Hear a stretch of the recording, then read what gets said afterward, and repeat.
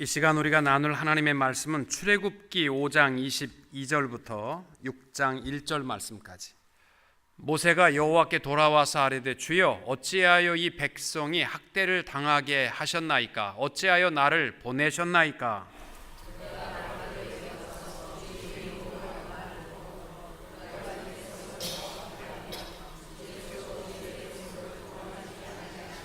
같이 보겠습니다. 여호와께서 모세에게 이르시되 이제 내가 바로에게 하는 일을 내가 보리라. 강한 손으로 말미암아 바로가 그들을 보내리라. 강한 손으로 말미암아 바로가 그들을 그의 땅에서 쫓아내리라. 아멘. 원래는 출애굽기 5장이 내일 아침이 3장이고 또 주일날이 4장이기 때문에 5장이 이제 먼저 나가기 때문에 여러분들은 복 받으신 겁니다. 미리 앞에 일어날 일들을 아시고 이제 말씀을 보시게 됩니다.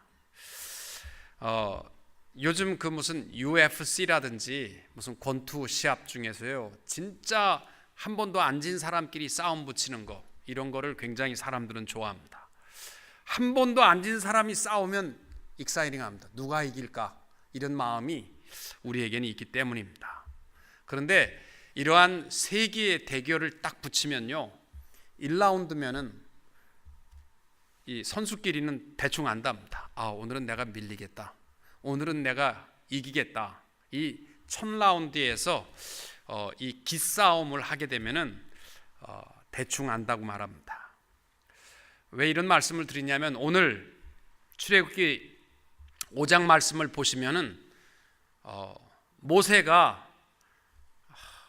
하나님의 명령을 붙잡아 하나님이 함께 하시마 약속하셨기 때문에 아론을 데리고 바로와 첫 대면을 하는 장면이 출애굽기 5장의 내용입니다. 그런데 이 첫 1라운드가 만만치 않습니다. 근데 많은 사람들이요, 출애굽기를 읽다가 많이 헷갈리는 게 뭐냐면 애굽의 바로왕이라는 겁니다. 다 보면 바로왕으로 되어 있습니다. 요셉이 애굽에 들어갈 때 애굽의 바로왕이 그를 대총리로 세웠더라. 그때 바로왕이죠. 또 360년이 지나고 모세가 태어날 때에 모든 히브리 남자아이를 다 죽였던 사람도 바로왕입니다. 아니 무슨 바로왕이 360년이나 살았을까? 또 40년 후에 모세가 미디안 광야로 도망갈 때에도 애굽의 바로왕이라고 되어 있습니다. 또 모세가 80세가 되어서 이스라엘 백성을 구원하러 왔을 때에도 애굽은 여전히 바로왕입니다. 그렇게 헷갈리는 거예요. 왜 자꾸 이 바로가 이렇게 오래 사나? 그런 마음이 듭니다. 근데요, 사실은 이 바로라는 말 자체가 왕이고요, 애굽의 왕을 대언하는 거고 동일한 인물은 아닙니다. 특별히 요셉이 애굽의 총리 대신이 되었을 때, 그때 애굽의 왕조는 힉소스 왕조입니다. 애굽의 15대, 16대, 17대 왕이 힉소스 왕대입니다. 그는 타민족에 대해서 굉장히 관대한 정책을 폈던 왕조입니다. 그래서 요셉을 총리 대신으로 세웠던 것입니다. 그리고 히브리인들을 애굽의 노예로 삼았을 때에는 애굽의 왕조는 애굽에 요셉이 들어가고 나서 한 300년이 지난 다음, 그러니까 주전 1580년경에 애굽의 18대 왕은 아흐모세 1세 힉소스 왕조를 무너뜨리고 새로운 왕조가 섰는데, 그는 애굽의 본토인으로서 이 토착인들을 앞세우고 이 그 소수 타민족에 대해서는 굉장히 억압하는 그런 말살 정책을 쳤던 왕조입니다. 그리고 모세가 태어날 때의 왕조는 아흐모스 왕조의 세 번째 왕인 투트모세 1세 왕입니다. 히브리인을 향한 강력한 탄압 정책을 폈던 왕이 바로 이 아흐모스의 3대가 지난 이 투투모세 1세입니다. 그리고 바로를 나일강에서 건졌던 그 하셉수투, 바로의 공주라는 것은 바로 이 투투모세의 딸입니다. 그런데 왕조를 튼튼하게 하기 위해서 투투모스 1세의 아들 투투모스 2세와 하셉수투가 자매간인데요, 형제 자매간인데 둘이 결혼합니다. 그래가지고 투투모스 3세를 낳게 됩니다. 근데 투투모스 2세가 10년을 치리하고 죽었습니다. 그때에 애굽의 투투모스 3세는 9살에서 10살 남짓 되었기 때문에 그때 섭정왕을 이 하셉수투, 모세를 나일강에서 건졌던 이 하셉수투 공주가 22년을 섭정왕으로 치리하게 됩니다. 자기 아들이 어리기 때문에.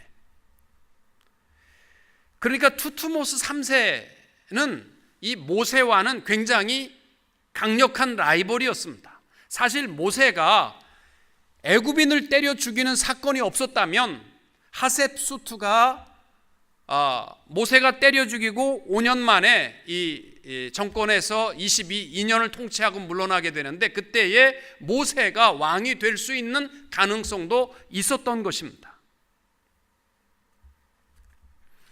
투투모스 3세 때에 모세가 바로 이 애굽인을 히브리인과 싸우다가 죽였다라는 이야기를 듣고 분노해서 바로 모세를 죽이려고 했던 것이 바로 이 투투모스 2세와 하셉수투와 결혼해서 낳은 그 아들 모세와 라이벌 관계에 있었기 때문에 그를 죽이려고 했던 것입니다.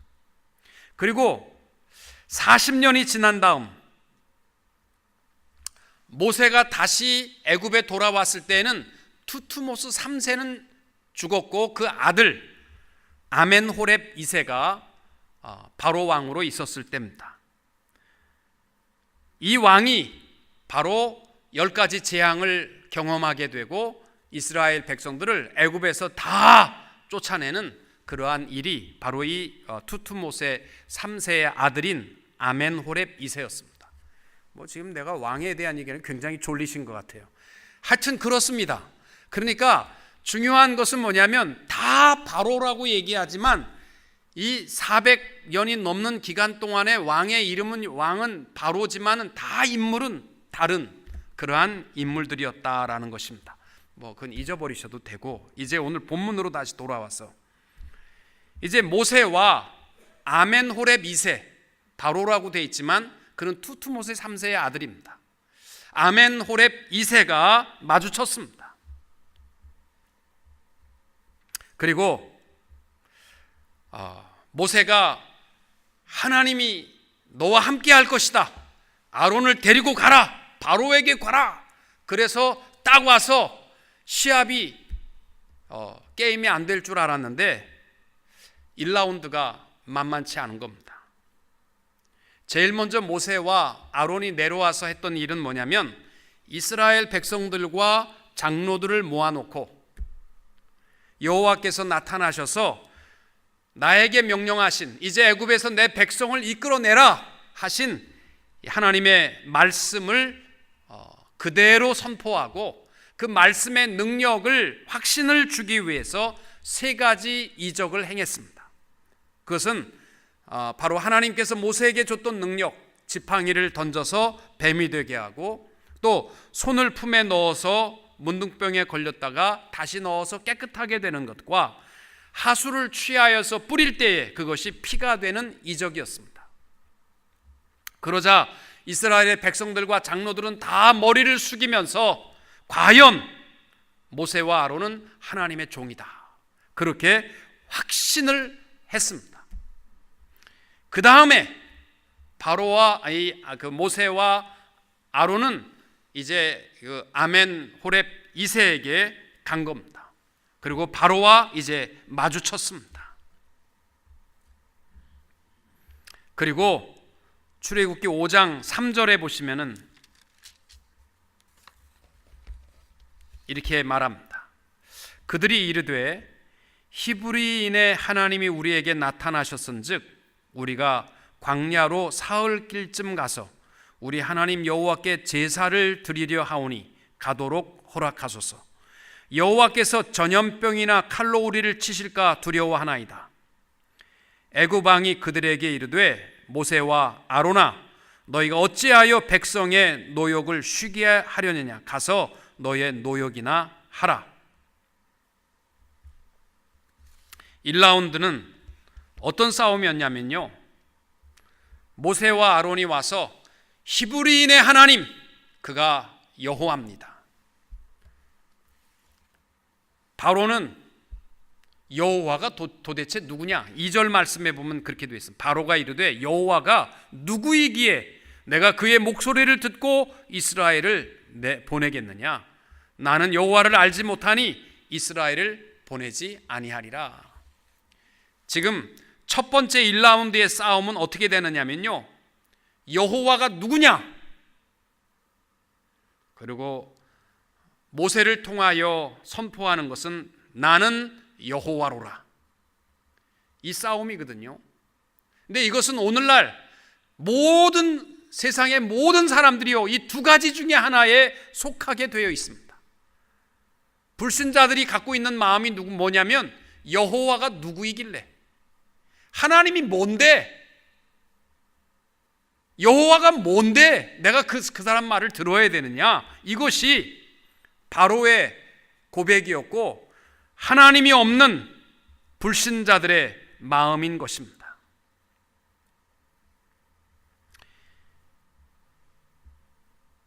여호와께서는 이스라엘 백성들에게 명령하신 것이 있습니다. 너희는 이제 이스라엘 백성들이 사흘길쯤 나가는 목적이 뭐냐? 나를 예배하기 위해서 너희들은 나가야 된다.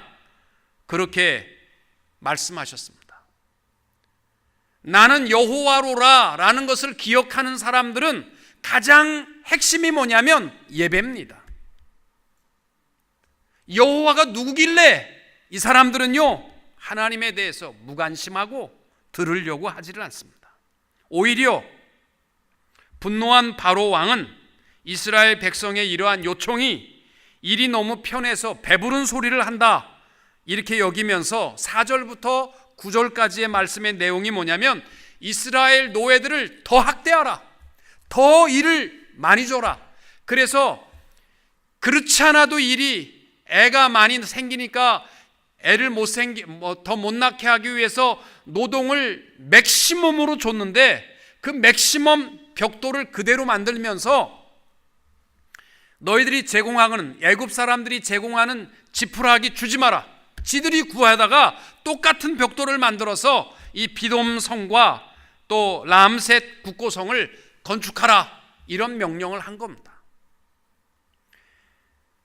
여러분, 실제로요, 애굽의 역사에 보면요, 이 비돔성 또 람셋 국고성을 그 흔적에 가서 보면 맨 밑바닥에 있는 흙벽돌은요, 지푸라기가 많이 들어있답니다.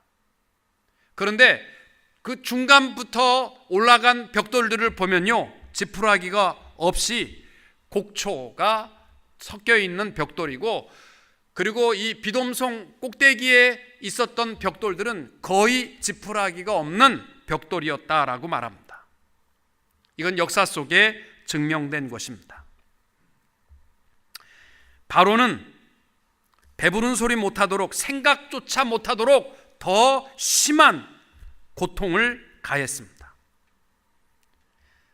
여호와가 누구길래, 이렇게 생각하는 사람들은요, 고통이 더해지게 되고 지푸라기만 빼버려도요, 인생의 신앙의 삶은 깨갱해버립니다.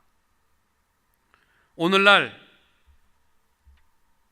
어떤 사람들은 교회에 나가는 것에 대해서 배부른 소리라고 얘기하는 분들도 있고, 어떤 분은 신앙생활을 잘 교회 나오다가 교회를 안 나와요. 왜 안 나오십니까? 먹고 살기 너무 힘들어서. 목사님, 조금 이거 살만하면 나갈게요. 그런 분들이 있습니다.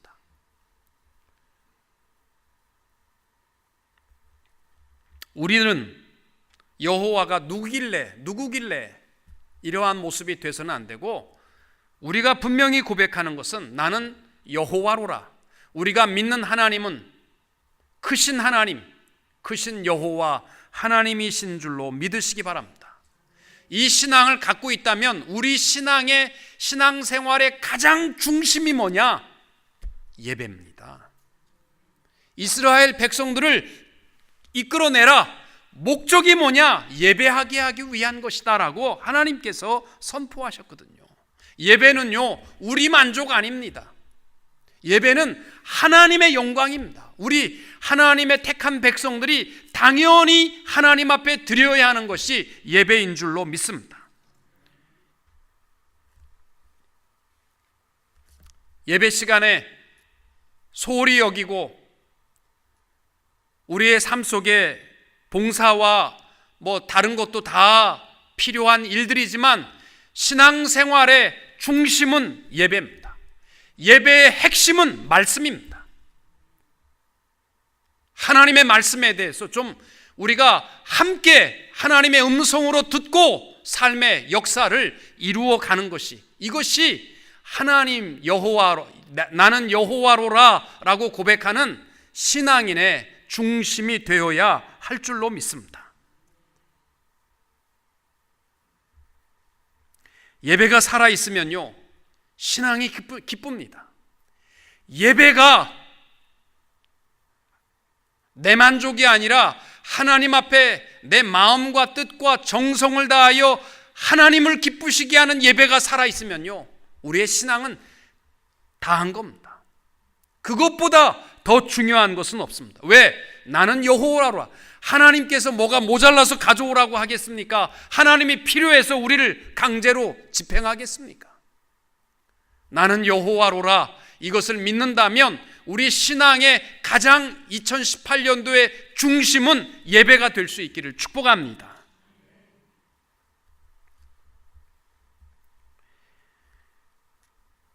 주일날 교회 나오지 못하는 이유, 일어나는데 머리가 갑자기 아프기 시작합니다. 일어났는데 애가 갑자기 콧물이 흐르면서 막 너무 아파, 애가 열이 나기 시작합니다. 자동차 탔는데 한 번 시동을 그런데 끼기익 하고 꺼집니다. 오늘 시동 안 걸리네. 하필 교회 오다 보니까 남편이 옆에서 시비를 붙이는 거예요. 오늘 교회 가서 뭐 하려고 그래? 쓸데없는 짓 하지 마. 이 한마디에 기분 돌려. 그래가지고 이 모든 것들이 왜 일어나느냐? 우리 신앙의 본질을 잊어버렸기 때문이에요. 우리는요, 예배가 그 무엇보다도 가장 소중한 신앙인의 중심이라는 사실을 잊지 않게 되시기를 바랍니다. 옛날에는요, 예배를 위해서 주일날 교회 안에서 온전히 헌신하고 예배하는 것 외에는요, 아무것도 못하게 했습니다. 우리 할아버지는 주일날 무슨 아침에 와이셔츠를 데렸다 그랬다가는요, 난리가 났습니다. 저는 학생 때 몰래 탁구장을 친구들하고 갔다가 아버님한테 걸렸습니다. 저 치리받을 뻔했습니다. 주일날 청년들이, 교회 기독 청년들이, 그건 있을 수도 없는 일로서 정말 무지하게 혼나고 맞았습니다. 여러분, 우리 신앙의 중심은요, 봉사 아닙니다. 신앙의 중심은요, 세상의 일 아닙니다. 신앙의 중심은 예배입니다. 하나님께서 그러잖아요. 나 여호와로라. 그러니까 내가 여호와인 줄 아는 사람들은 나와서 뭐 하라고요? 예배. 하나님 앞에 예배하라는 겁니다. 모세가 처음에는 굉장히 기쁨을 가지고 온 백성들이 다 머리를 숙였으니까, 이스라엘 사람들이 바로 앞에 가서 딱 부딪히면 쉽게 게임이 끝날 줄 알았는데 바로가 뻣뻣하게 나옵니다. 여호와가 누구야 도대체? 그리고 바로가 이스라엘 백성들에게 더 고통을 많이 주고,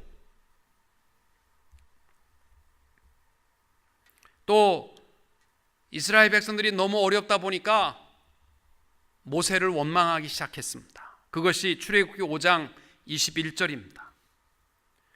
여호와께서 모세에게 이르시되 내가 애굽으로 돌아가거든 내가 내 손에 준 이적을 바로 앞에서 5장 21절 말씀에 보시면은 그들에게 이르되 너희가 우리를 바로의 눈과 그의 신하의 눈에 미운 것이 되게 하고 그들의 손에 칼을 주어 우리를 죽이게 하는도다. 여호와는 너희를 살피시고 판단하시기를 원하노라. 이스라엘 백성들이 너무 고통이 더해지다 보니까 왜 모세가 나타나서 이렇게 우리를 어렵게 하는 거야. 안 나타났으면 그냥 우리 옛날에 하던 일만 하면 되는데 너무너무 어렵다는 거예요. 그러니까 원망하게 되고 바로 왕은 더 악해졌고 백성들은 더 힘들어졌고 이스라엘의 모든 지도자들이 모세를 원망하니까 모세가요 당황했습니다. 그래서 하나님 앞에 모세가 취한 것이 엎드리는 일이었습니다. 여러분, 올해 우리의 삶도 마찬가지예요. 분명한 것은요, 하나님이 우리와 함께 하시는 줄로 믿습니다. 그것도요, 크신 하나님이 나와 함께 하시는 줄로 믿습니다. 그런데 일이 호락호락하지 않고 뭔가 자꾸 어려운 일이 부딪히게 되면 여러분 어떻게 하시겠습니까? 모세가 오늘 우리에게 보여준 모습은 첫째가 기도입니다. 22절 말씀, 오늘 우리가 봉독한 말씀입니다. 모세가 여호와께 돌아와 아뢰되 주여 어찌하여 이 백성이 학대를 당하게 하셨나이까? 어찌하여 나를 보내셨나이까? 모세가 제일 먼저 한 일은 뭐냐면 당황스러울 때 하나님 앞에 엎드려 가까이 엎드리는 것입니다. 여러분, 한 해 동안 하나님이 나와 함께 하시는데 하나님이 손이 짧아 우리를 도와주시지 못한 것도 아니고 하나님 능력의 하나님 믿습니다. 그런데 일이 호락호락하지 않다. 그러면요, 우리가 해야 될 일이요, 하나님 앞에 한 발 더 가까이 가서 엎드리는 일이 되어야 할 줄로 믿습니다. 사람들은요, 어려운 일을 당하게 되면 자꾸 하나님으로부터 멀어지려고 해. 교회 생활도, 기도 생활도, 말씀 생활도 어려운 일 당하면 잠깐 접어두려고 그래.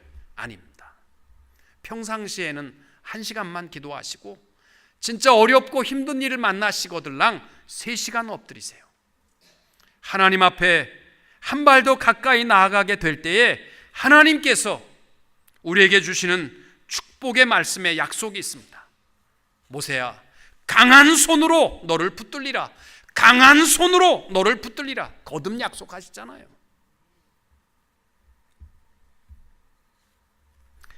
야고보서 4장 8절에 이렇게 말씀합니다. 하나님을 가까이 하라. 그리하면 너희를 가까이 하시리라. 사무엘하 7장에도 보시면은 다윗이 예루살렘 하나님의 성전을 지을 계획을 가졌습니다. 이스라엘의 왕이 된 다윗이 점점 더 이스라엘의 영토가 확장하면서 시온성을 차지했고 블레셋과의 전투에서도 이겼습니다. 그리고 하나님의 언약궤를 다윗성으로 가져오는 데 성공했습니다. 하나님의 언약궤가 예루살렘에 들어오게 되자 당연히 다윗의 생각에는 자기가 머물고 있는 궁궐보다는 하나님이 거처하시는 성전이 더 아름답게 세워지기를 원했습니다. 얼마나 아름다운 마음입니까? 자기 왕궁보다 하나님의 언약궤가 들어갈 하나님의 성전을 아름답게 짓고 싶었습니다. 그래서 다윗이 나단 선지자를 찾아갔습니다. 그리고 상담을 했습니다. 내가 거하는 거처보다는 성전이 아름답게 지어지기를 원하는데 선지자님 어떻게 생각하십니까? 그랬더니 나단이요, 구두로 허락을 했어요. 그게 좋겠다. 왕이요, 대단한 생각이십니다. 그러니까 성전을 멋지게 지으면 좋을 것 같습니다. 그 말을 듣고 다윗이 너무 기뻐가지고 성전을 지으려고 준비하는 순간에 나단 선지자를 하나님이 불러다가 하신 말씀이 있습니다. 다윗은 아니다. 다윗은 아니다. 내 성전 다윗이 짓는 것은 내가 기쁘지 않다. 그리고 나단이 다윗을 불러다가 왕이요, 왕은 아닙니다. 왕은 피를 많이 흘렸습니다. 여러분, 그럴 때 얼마나 김새겠어요. 다윗이 잘못한 게 뭡니까? 하나님을 뜨겁게 사랑하고 자기 집보다는 성전을 멋지게 지으려고 하는 그 헌신된 마음이 얼마나 아름다워요. 그런데 하나님께서 안 받으시겠대요. 그럼 여러분은 어떻게 하시겠어요? 아이, 정말 기분 더럽네. 아니, 내가 줘드린다는데 무슨 그것도 싫다고 그러시나? 속상할지 모르지만 사무엘하 7장 18절에 보시면은 다윗 왕이 여호와 앞에 들어가 앉아서 가로되 주 여호와여, 나는 누구오며 내 집은 무엇이간데 나로 이에 이르게 하셨나이까. 다윗의 고백을 보면요, 여호와 앞에 들어가 앉았다라는 이 말이 뭐냐면, 입이 이만큼 나와서 할 수 없이 하나님 앞에 엎드려서 묻는 질문이 아니라 간절한 마음, 기쁨을 가지고 즐거운 마음과 평안함을 가지고 하나님께서 너 아니야 그러는데요, 한 발 더 가까이 나가서 엎드려서 하나님, 내가 누구길래, 내 집안이 뭐길래 하나님 나를 여기까지 인도하셨습니까? 너무 감사합니다. 이게 우리에게 있어야 됩니다. 여러분, 정말 힘들고 어렵거들랑 한 발 더 하나님 앞에 가까이 오십시오. 하나님이 여러분을 가까이 하시는 순간 모든 것은 끝납니다. 하나님의 강한 손으로 여러분을 붙들어 주실 줄로 믿습니다. 여러분, 거절과 부정을 구분하지 마십시오. 구분하지 못하지 마십시오. 여러분, 거절하는 것이 여러분 자체를 부정하는 것이 아닙니다. 하나님의 세우시는 방법과 계획에 있어서 너는 아니다라고 얘기하는 것뿐입니다. 많은 사람들이 장로가 안 돼서 속상하게 생각해요. 왜 내가 될 차례인데 안 됐을까? 아닙니다. 하나님께서는요, 우리를 부정하는 게 아니고요, 아니라는 거예요. 지금 거절하는 거예요. 제가 어떤 집사님인데 교회에 열심히 봉사하시는데 저한테 코사인을 좀 해달라고. 근데 보니까 내가 감당하기가 어려운 거예요. 그래서 저는 워낙 마음이 좋아서 해주려고 했는데 이 동의가 집에서 안 돼가지고 제가 못 해주겠다고 했더니 굉장히 화가 나서 교회를 떠났습니다. 여러분, 거절이 우리 자체를 부정하는 거 아니잖아요. 내가 사랑하는 것이 변하는, 바뀐 것이 아니잖아요. 여러분, 성공하는 사람들의 공통점 중에 하나가 뭐냐면요, 사람들의 비판에 마음을 빼앗기지 않고 더 적극적으로 저들을 대하는 사람들이라는 겁니다. 이게 성공하는 사람들의 비결입니다. 믿음의 승리자들이 보면은 다윗도 그렇고 모세도 그렇고 속상하면 하나님 앞에 한 발 더 가까이 가는 겁니다. 어려운 일 당하면 한 발 더 가까이 나가는 겁니다. 올해에 우리 사랑하는 성도님들, 하나님 앞에 어려운 일이 있을 때마다 한 발 더 즐거운 마음을 가지고 엎드릴 수 있게 되시기를 축복합니다. 또 하나, 기다리는 겁니다. 바로가 아무리 강하게 나온다 할지라도요, 하나님의 정한 시간이 되면 하나님이 역사하실 줄로 믿습니다. 우리 새벽 시간에 계속 나눈 것이 뭐예요? 하나님의 타임. Timing is everything. 아무리 좋은 거라 할지라도 시간이 안 맞으면 아무것도 아니잖아요. 적절한 타이밍. 하나님께서는요, 가장 완벽한 길로 우리를 인도하여 주실 줄로 믿고, 지금은 아니라고 하더라도 우리가 조급하게 생각하지 말고 하나님의 정한 시간을 기다릴 수 있게 되시기를 축복합니다. 모세가 40년 동안 애굽의 궁전에서 배운 그 학식과 사명을 가지고 애굽 사람을 조급하게 죽이는 것으로 끝났습니다. 그러나 그가 광야 40년 동안 훈련받은 결과가 뭐냐면요, 기다릴 줄 아는 사람입니다. 조급하게 안 합니다. 아무리 백성의 신음소리와 고통소리가 들려도 자기가 나서는 게 아니고 하나님의 시간을 맞추어 살아가는 겁니다. 여러분, 우리 주님께서 우리에게 주님 가르쳐 주신 기도에도 보면 뜻이 하늘에서 이루어진 것 같이 땅에서도 이루어지리이다. 하나님의 가장 적절한 시기에 하나님이 역사하실 줄로 믿고 하나님의 시간에 맞추어 기다릴 줄도 알고 하나님 앞에 한 발 더 가까이 나갈 줄 아는 성도님들이 다 되시기를 주님의 이름으로 축원합니다.